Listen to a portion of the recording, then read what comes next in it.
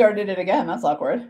Hey, everybody. Welcome to With Tamara Gondor podcast. That's me. I'm really excited for today's Everyday Innovator interview. So excited. I'm having a little bit of a hard time containing myself because I've known this woman since, well, before kids, before houses, before moving, before businesses. I've known her for a long time. And what I'm most excited about is over those years, I've always known her to be one of the most innovative, the best creative problem solvers I've ever known. She's the person that I always go to when I'm stuck, can't figure something out. And I have seen her transform teams and companies and her clients to help them drive innovation in really meaningful ways in her work. So, Sarah, hi. I'm so excited to have you.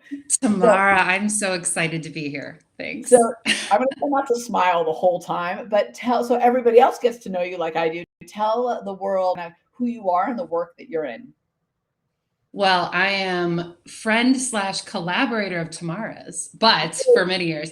Actually, what I do for a living is I am an independent strategy consultant, and that's a fairly new official role title for me. Although I would argue that's kind of what I've been doing my entire career. So most recently, I served as the tourism secretary for the state of Wisconsin, which is my home state, and that was kind of an amazing thing to do for the year leading up to the pandemic and then during the pandemic. Talk about being innovative and pivoting on a dime when it's your job to advance tourism and all the businesses that support, that are supported by tourism at a time when no one can travel. So that took a lot of innovative thinking and creativity.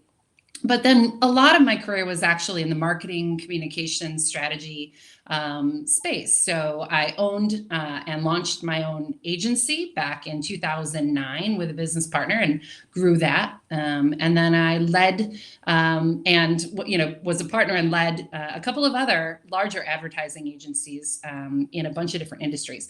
But I also had a few corporate marketing communications positions. And I think all along the way, the story of my career is, take what you know, expand it a bit, and bring people along for the ride in a way that gets them excited and that they want to buy in. And I think that's kind of the name of the game. Hey, I'm just going to ask a kind of tangent question real quick, because when I hear you talking about your experience, and I know because I've known you for so long, a lot of those industries were industries that maybe didn't understand marketing but knew they needed it, or with teams of people who had no concept of that world. So they were, in the engineering, operations, like just other spaces. And I think that's probably true all the way up to kind of tourism as well. Yeah. How do you think about moving your ideas forward if you're what's your advice, I guess, when you're in an industry or surrounded by people that maybe they know they want it or need it, but they don't get it? I think that happens a lot. Well, I think it all comes down to human psychology and behavior. And it really comes down to what are people most motivated by. So, whether you're marketing a consumer product and you need to understand what motivates people to purchase a thing or eat a food or choose this brand over that brand, the same is true in professional services or, non-consumer focused marketing or product sales. If you're working with the financial services industry folks who are deal makers, what motivates them the most? Well, help them find ways to be more successful and get more of what they want and what they need. So if you think about each audience as being an audience of one at that moment in time, how do you get them to buy in on either a plan or a process, or put them in a zone that's a little bit uncomfortable for them? You have to kind of start with what's motivating them to do it in the first place. And I think that's, the key to leadership. I think it's the key to marketing. And I think it's the key to really building teams, is understanding what people are motivated by and tap into that and then give them room to succeed with the tools that you help put in place with them. So there's so many good things the way you just said, Sarah. So let me just break it. I don't want to go too fast. I want to break it down for a second. So Okay, first of break all, down. you talked about figure out what really motivates them. And I love that because I think all too often, particularly in innovation, we're trying to be innovative in somewhere or push something forward, not get stuck. We tend to really think about what's in it for us or how this idea stands on its own, but not Mhm. what's in it for them, right? For the other people. And their job is so different. They have their own pressures, their own expectations, right? Their own goals. I love how you said that. And I think layering on that kind of that audience of one makes it, what am I trying to say? It makes it personal and tangible in a Mhm. way that everybody can hold on to versus this big kind of conceptual thing. Yeah. Well, I mean, so at all points in time, we all have to keep in mind what that end game is. If the end game is help business land more deals so they can each make more money, what are the obstacles in place between us and that end game? Well, in some cases, it's mindset or lack of understanding or ego or process. And in each of those circumstances, we have to identify that obstacle, understand who is motivated by keeping that obstacle in place or by moving that obstacle, and remove the obstacles along the way by thinking about motivation, to kind of play along. So in the dark underbelly of that argument, you'd say, wow, that's pretty manipulative. But in the light of that argument, you actually really understand that that's really how most people get anything Yeah. done anyway. Those who are successful at getting things done are convincing. And they're convincing because they can tap into what it is the other party or parties or team really wants for themselves. So maybe it's a bit of chess at every step, but at the same time, it's about, if we all agree that we want to get to the end game and that there's more than one way of getting there, and someone has to get us there, well, you kind of have to understand what stands in the way and how to move those things out of the way. So I That's don't how know. I would think of it. Yeah, no, I love this. I don't have time to take notes because I want you to do the talking and me not to be taking notes. But what you just said about like who wants to remove the obstacle and who wants to push it forward, or how did you? Now I can't remember exactly how you said it, but it was something like There that. are people who put in place obstacles Yes. because either they believe it's their job, or it simply has always been there. There's either people who are entrenched in the way things are Yeah. and want them to remain that way, or you can help them be motivated to change things that are standing in the way. So I do think of it as, so maybe some things are immovable, or maybe some things are negotiable. And figuring out what the negotiable items are, you can kind of carve a path with the people who you need in order to make this success happen. I So guess that's how I think. if you're out there listening, or when you listen later when we release this podcast globally in January, I would love for all of you to do an exercise when you're trying to move an idea forward of thinking about who wants to put an obstacle in place and why, and then who would want to remove it or push it out of the way or go around it. I think even understanding your audience at that fundamental deep level is huge, because also I feel like it allows me to think about the person putting the obstacles in not as a jerk, but it's just like, hey, what's their motivation? Like, why are Yeah. they've got a reason for it. I just need to understand it. And I got to say, this is so, Sarah, you're an everyday innovator. You are an inquisitive risk taker, which was no surprise to either of us, but I can hear it in what you're saying. And I want you listening to really think about it. So inquisitive is about digging deep. Innovations in the questions, not the answer. It's all about challenging assumptions. And risk taker is all about innovating in the uncomfortable, leaping and figuring it out. And so you just totally embodied that by what you were just talking about like understanding why and the questions and getting uncomfortable and taking those challenges that maybe like are uncomfortable and push you in a different way. So that was very cool to hear. So Well, thanks. let me I'm ask. glad it lined up with my innovation style as well. Yeah, that's that how means you that innovate. means the IQE is working, right? Yeah, exactly. Well, it's so interesting to me because I think that people like you who really tap into their innovation abilities, because we all have them, they're just different, but who really leverage them, really find ways to make it their point of value in the marketplace. And just knowing you and Mhm. knowing kind of how sought after you are, I think you've really done that innately before you even took the assessment. I think it just happened to be like, oh yeah, no, this is why, like this is the reason. But I think that's a big differentiator for people who really get ahead and people who kind of struggle a little bit. And we've seen it Mhm. time and time again in our work. Let me ask you this. What is the one thing that you're most proud of? A win, accomplishment, experience? So this, I think this is maybe one of the hardest questions for me to answer, not because I don't feel like I've accomplished a bunch of stuff, but I, because I'm sort of the inquisitive risk taker, I often move on so quickly after Yeah. a Oh my win gosh. that I don't stop to celebrate it. And Yeah. so I don't feel like I necessarily have these rocks or milestones that I've left in my wake, even though I think my career is one big, cumulative, building blocks to where Yeah. I am today. But I would say, there are a few things where, I'm really, really, really proud of my kids. And I'm really proud of some of the random things that I've taken on in my life, even aside from my career. I feel like my career is more defined by the next success Mm. or the next. And that's probably really annoying for people in my life, for people who, work with me or live with me, because I don't sit and celebrate for very long. So my answer is a little convoluted, but I think if I were to be really honest with myself, I think I'm really proud of my ability to fully engage in all of my decisions with either job changes or leadership, positions, while also keeping a really fun, interesting life at the Yeah. same time. I am really proud of keeping a decent work-life balance. Now, that doesn't mean that I always have been successful at doing that, or moments I slip.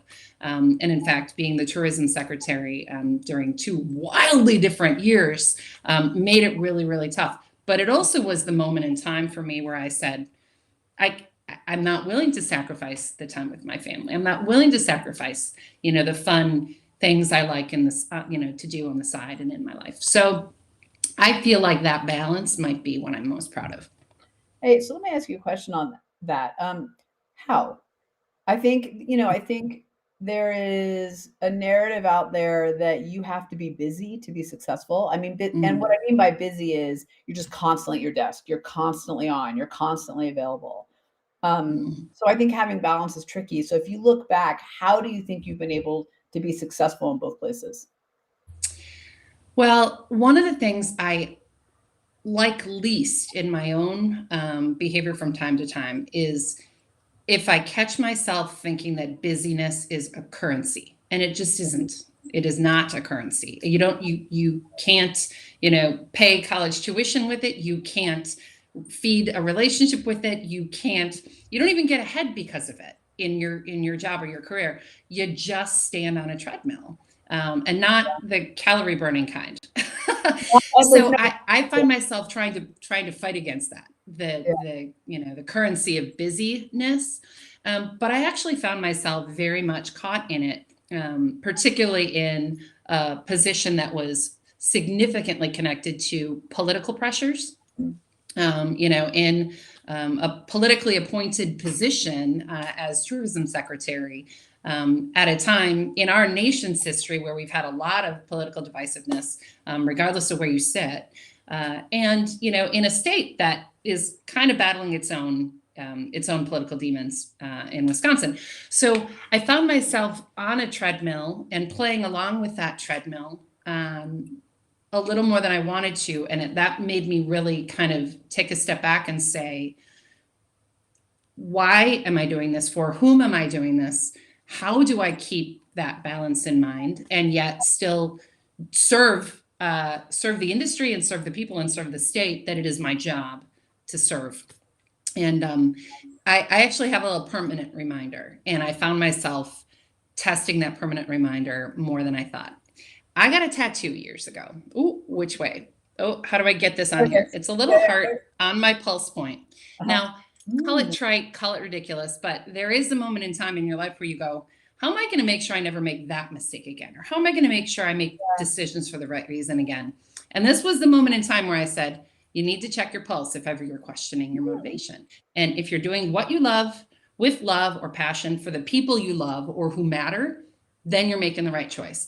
If can't say yes to all those three things, you might be losing your way. So despite all the shifts and changes or, career moves or risks, I still try to make sure I'm checking that I'm doing it for the reasons that matter most to me.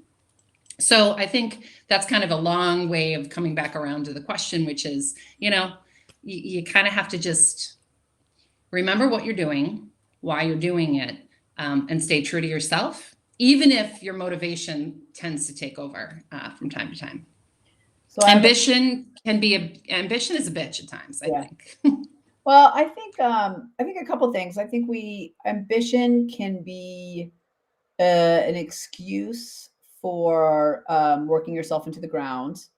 So, and I've learned that the hard way too. I think I don't want to say the less I work, the more successful I've been, but the smarter I've worked, the more successful I've been. So it's actually paid off to not be grinding. And not to say I don't work hard, but kind of like to what you were saying. Be intentional with the time you spend. Yes. Yeah, exactly. I also think that and I'd love to hear your opinion on this, because I know you're involved in a lot of very kind of creative elements in the arts, kind of in Milwaukee, right, too. So I think we forget that all of those experiences over here that are not kind of the work, the drive, but that matter to us, feed our ideas and our ability to be motivated in our performance over here where we get paid. And we absolutely. It's that engagement and surrounding yourself with people who think differently, or whose processes are different, or who move through the world in a way that is different from your own. I think that's what fuels me. And I have missed that. I don't want to harp on the fact that, in public service, government service, and as an appointed, political appointee, I had a bunch of expectations, both of myself and expectations of the role. I couldn't serve on nonprofit arts and culture organization boards, and for me that feeds my soul. And the reason for that is it would have been a conflict of interest, because I was in charge of approving grants for many of those organizations at the state level. So it's the right reason to not be doing it. But for me and my soul and my source of inspiration and my touch point to people who challenge me and help me grow, that was, there was a gap there for me, and I've missed that a lot. So when I make a choice of how to reengage or where I'm spending my time as a volunteer, those things they're mutually beneficial. I want to engage with organizations who need what I have to offer, who can benefit from me bringing expertise and energy and professional experience, but also that I can go and enjoy the people and learn and really dig into an arts or cultural organization in that way. And I really appreciate what you said. I hope everyone hears that about you're also surrounded by people who are not in your day-to-day world. So they think differently, they act differently, they have different processes and structures. And that's so valuable to staying innovative. So on the note of innovative, what's the one innovative thing you've done to stand out in a crowd, differentiate yourself, make big gains? Oh, gosh, that it's a question that I think about pretty consistently. I'm wondering kind of what my next bit of innovation needs to be. But when I think back to some of the things I've done in the past, I was kind of reminded I was podcasting before podcasting was called podcasting. Like, how nerdy is that? But back in the day when my business partner and I started, this small, burgeoning little agency, we were digging into social media platforms and testing them on ourselves. And I mean, literally testing them on ourselves. We were this 2 people, and then we were 5 people, and then we were 10 people, and then but we thought it was, and decided it was our jobs to test out all the platforms, the social media platforms, as they were kind of being rolled out. It was Vine before it was, TikTok before it was, and podcasting was one of those ways we did that. Generally speaking, it was like people just weren't doing that then. And it was awkward, and it was a little weird, and it was a lot of fun. But it also meant that anytime we contacted anyone, and I mean literally anyone, we would randomly send emails to a CEO or a CMO of a massive brand who we had never met. We would say, we have a podcast, we have blog talk radio show.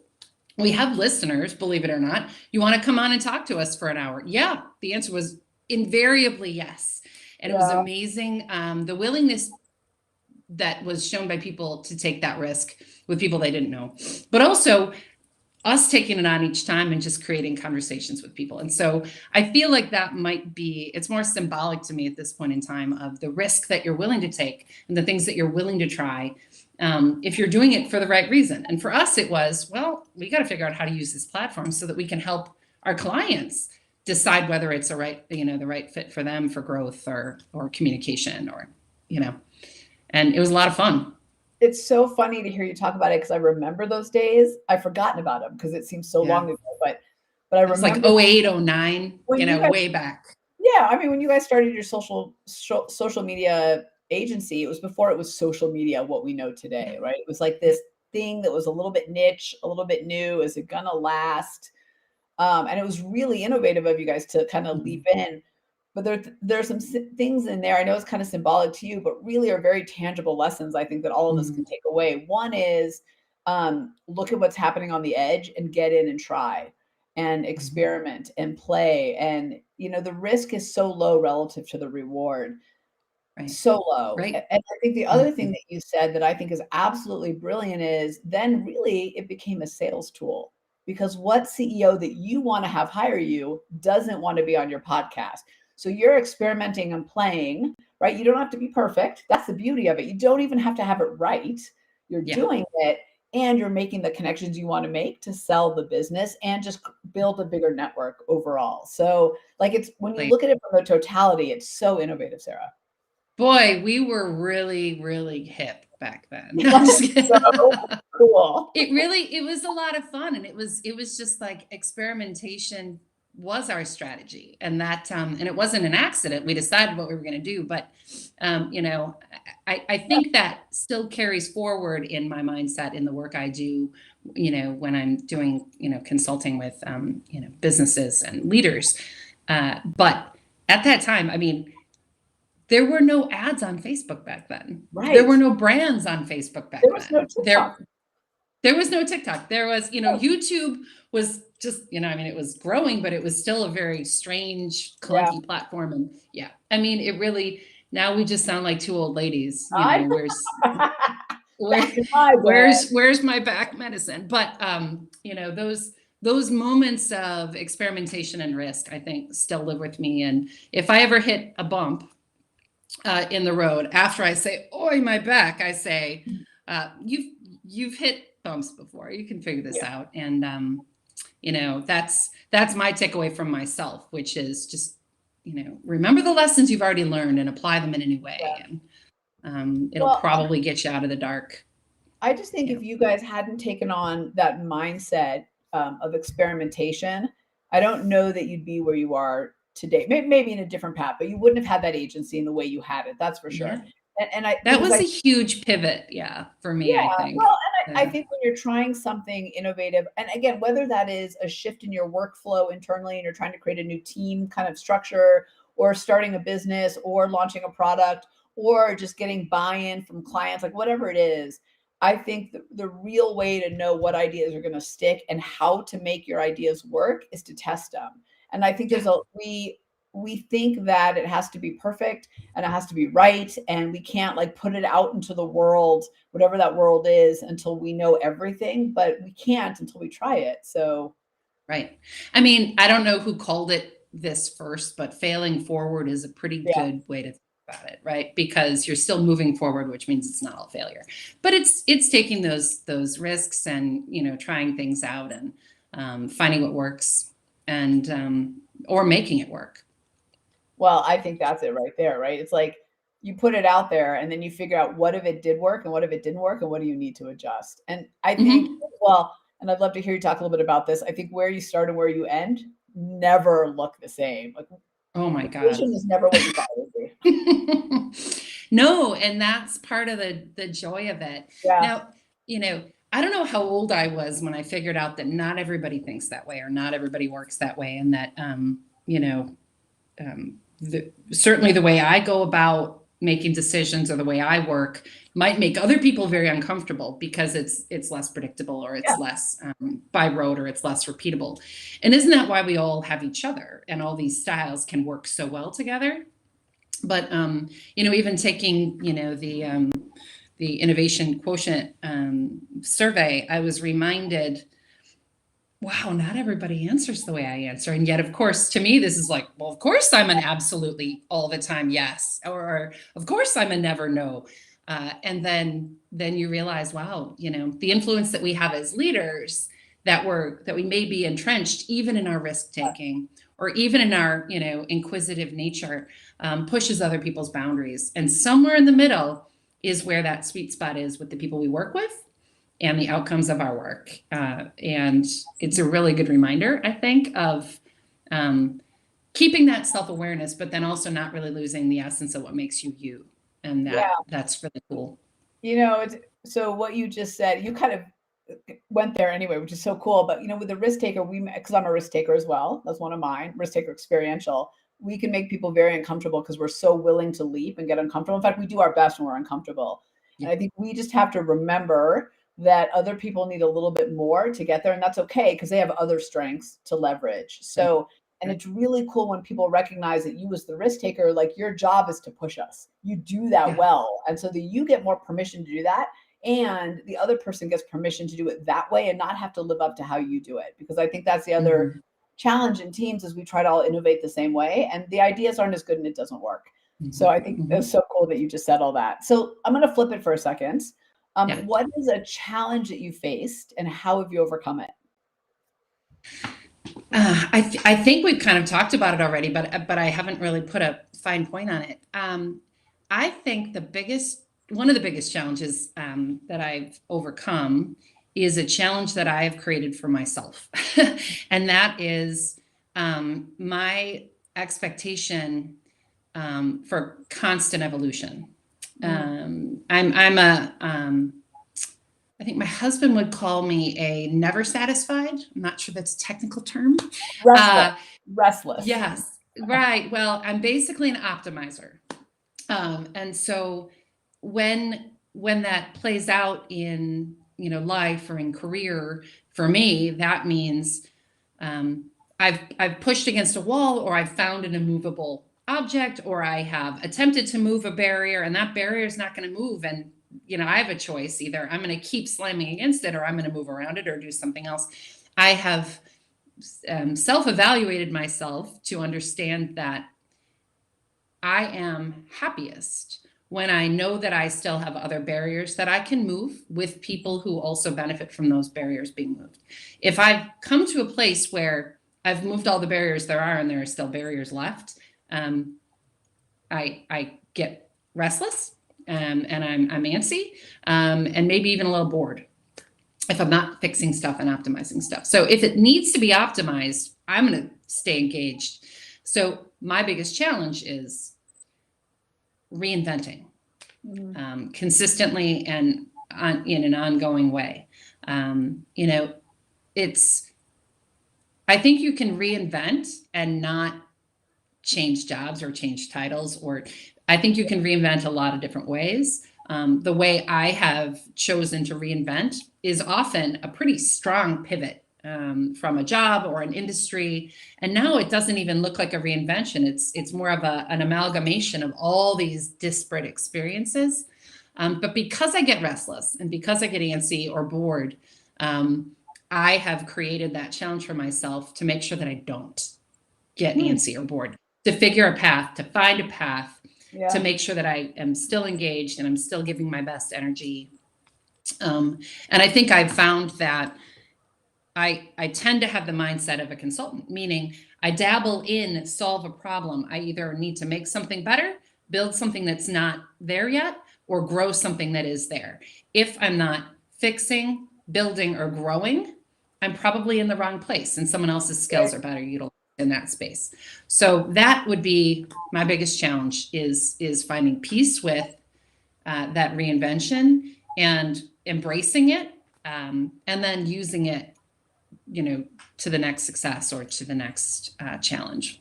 Without throwing any past client employer under the bus, can you give us an example of how that showed up in work for you? Yeah, yeah. And I think there's more, there's more than one too. So Sure. it's okay. You mentioned earlier, sometimes when we work as risk takers, the way we engage with work often makes other people uncomfortable, Yeah. or can make other people uncomfortable. Yeah. And when and if I have made other people uncomfortable, sometimes the challenge is who we have made uncomfortable and how uncomfortable they're willing to stay.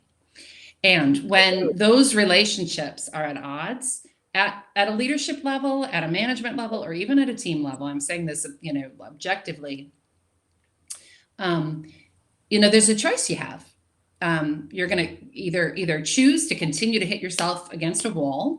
And sometimes it's a power struggle. And sometimes it's just personality differences. And sometimes it's just a lack of opportunity to move forward. I find myself fine with the idea of choosing to do something else, or choosing a different place where that kind of friction doesn't define your life or define your day or define your stress level. So I think that, sometimes it's interpersonal and sometimes it's opportunistic, or lack of opportunity to build.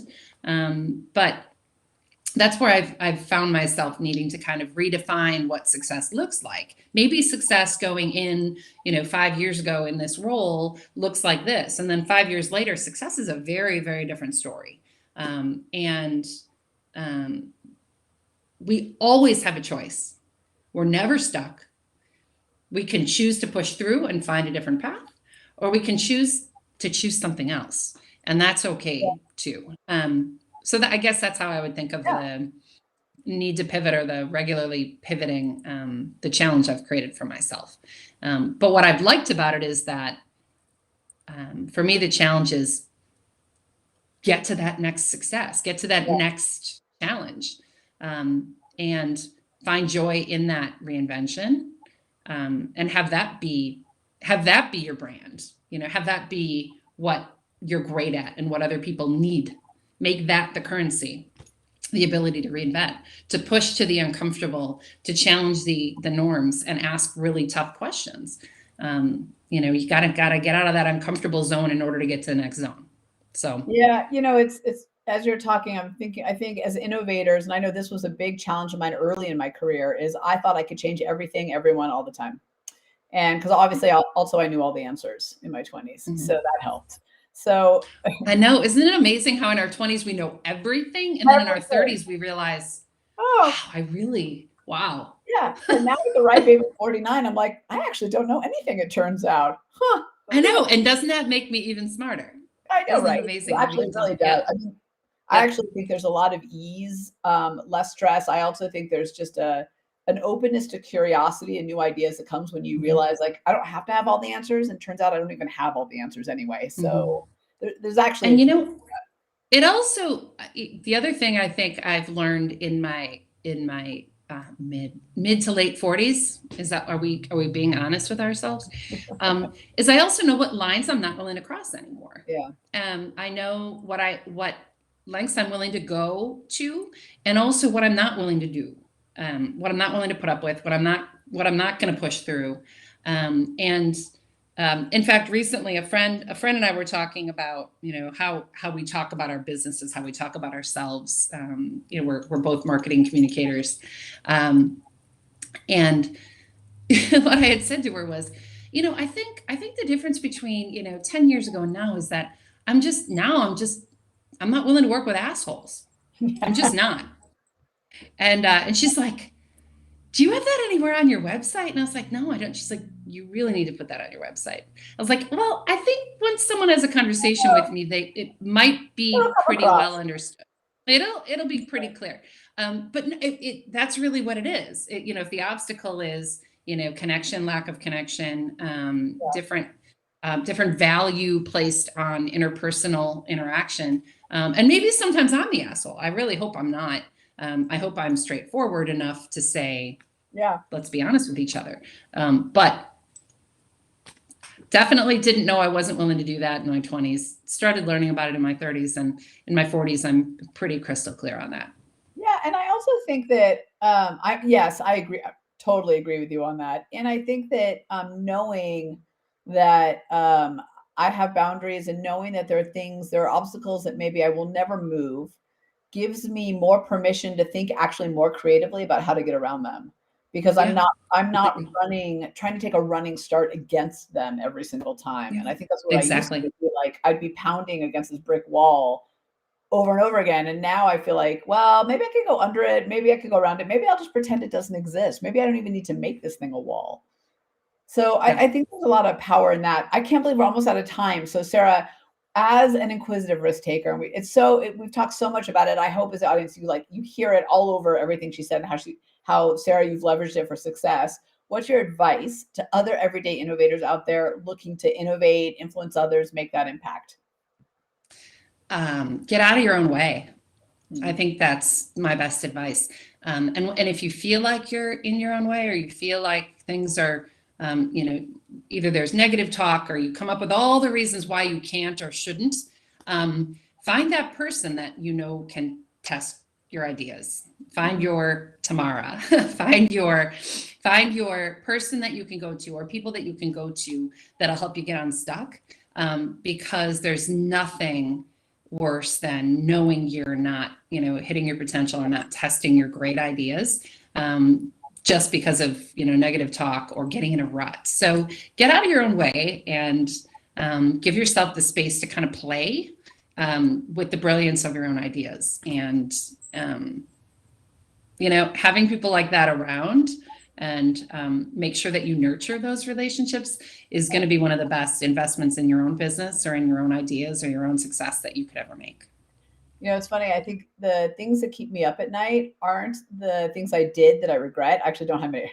I'm not one for regret, so I don't really have that. But it's actually the ideas I didn't do or the things I didn't go all in on. So that's what keeps me up at night.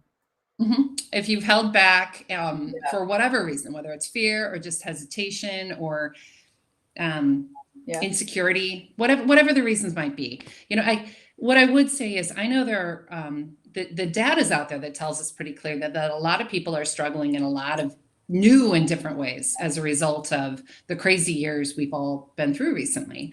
And it plays out a lot in the way we think about ourselves, the way we interact with, external stimuli and our friends, our relationships, our social networks.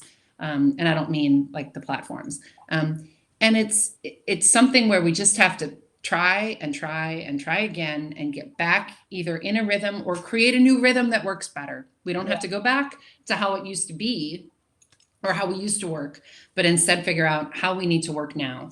And give yourself the grace and the space to figure that out and, get your mojo back if it's not all the way there yet. So that is great advice to end on. But I got one last question for you, which is, what's the one thing we'd be surprised to learn about you? Oh my gosh, I should ask you that. I love karaoke, but I don't think anyone who actually knows me would be surprised by that. But I think, and again, I love trying anything at least once. Also a risk taker and, inquisitive. Gosh, Tamara. Oh, I know. How about this? I love DIY projects. Oh. Which seems counterintuitive to most people, but I love taking on an old house and breathing new life back into it, and have been doing that with this crazy old house that we live in for the last 3.5 years. But I love doing that. I've done it again and again, and it's almost like I need a project all the time. So that is like my least favorite thing. So I'll call you when it's time to do projects, but I would not have guessed that about you. I mean, I know you're super crafty, but I would not have guessed that about you. That's fascinating. Not everybody likes that. Yeah.